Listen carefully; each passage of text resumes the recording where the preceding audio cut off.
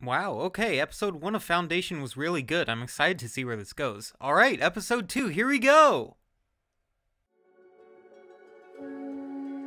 What the fuck? Hey guys, it's Logan, and I just wanted to talk a little bit about the first 2 episodes of Foundation, the TV adaptation of the Isaac Asimov books of the same name. Specifically episode 2, because it's just, What?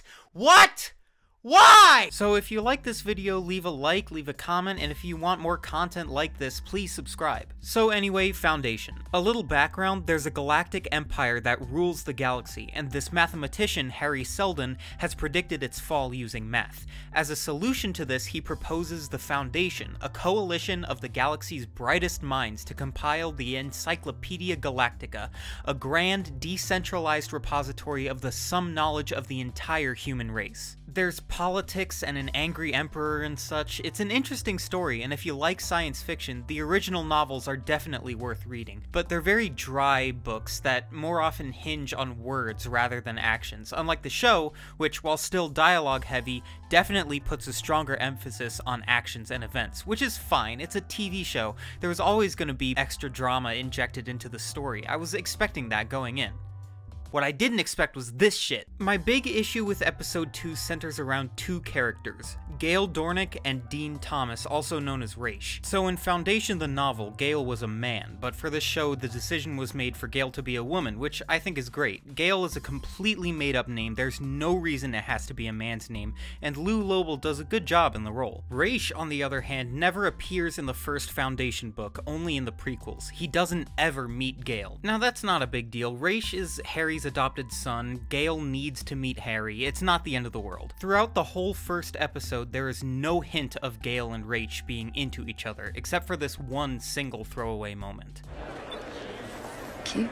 Like, yeah, okay, it's a little shoehorned, but again, it's no big deal. They have a few other interactions in the first episode that help move the plot along, but honestly, it's mostly Gale doing the moving, which makes sense. Raish wasn't a part of the story originally, so it gets you thinking, why do they have Raish in the show right now at all? For a ridiculous and pointless romantic subplot, obviously. Come on, guys, you can't have sci-fi without romance, like A New Hope did, or Aliens, or the original book. Now, okay, I may be way overthinking this, but I don't think I am. These were my actual thoughts as I was watching the episode. Gale was a pretty minor character in the grand scheme of things in the novels. He was Harry's protege and helped establish the Foundation, and then the story just moves on. The entire second episode is new material written specifically for the TV series, which is part of the reason I find this romantic plotline so out of place. Gale and Raish didn't even seem like friends in the first episode, and the very first scene with the two of them in the second was them getting it on in a community pool. This scene is completely unmotivated, and it definitely isn't keeping in character with either the source material or the first episode, so I thought a little bit about why they would have added such a meaningless plotline. Now, hear me out.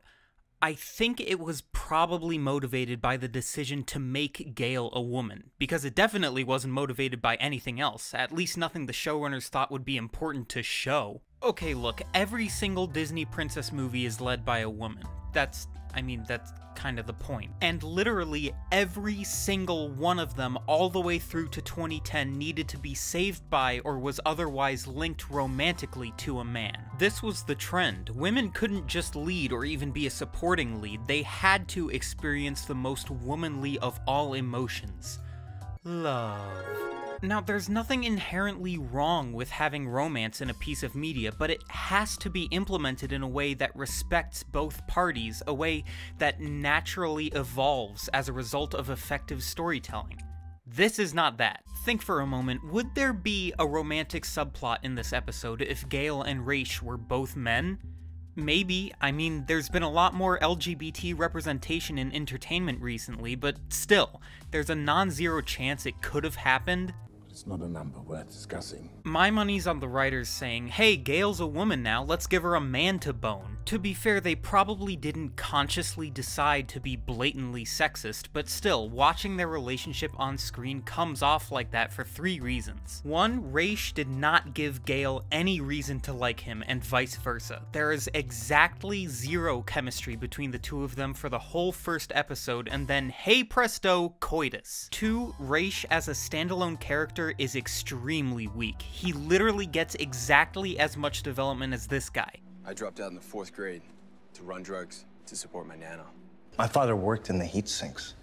He'd been in an accident. He had a burn down his back. I stole the books for medicine. More time and effort could have been spent on making his character actually interesting instead of watching Riverdale. And 3, their relationship has no plot significance in this episode. They don't help each other grow or challenge each other, it doesn't compromise their emotions or distract them from what's important, and it definitely wasn't a result of interactions they'd had in the past. All this is to say that Gail and Raish's relationship existing at all is a result of centuries of misogyny and sexism being so ingrained in entertainment that its creators don't even know when they're contributing to it anymore. Now, I wasn't entirely convinced of this show's misogyny at first. It was just an idea, one that I didn't like or didn't want to believe, I don't know.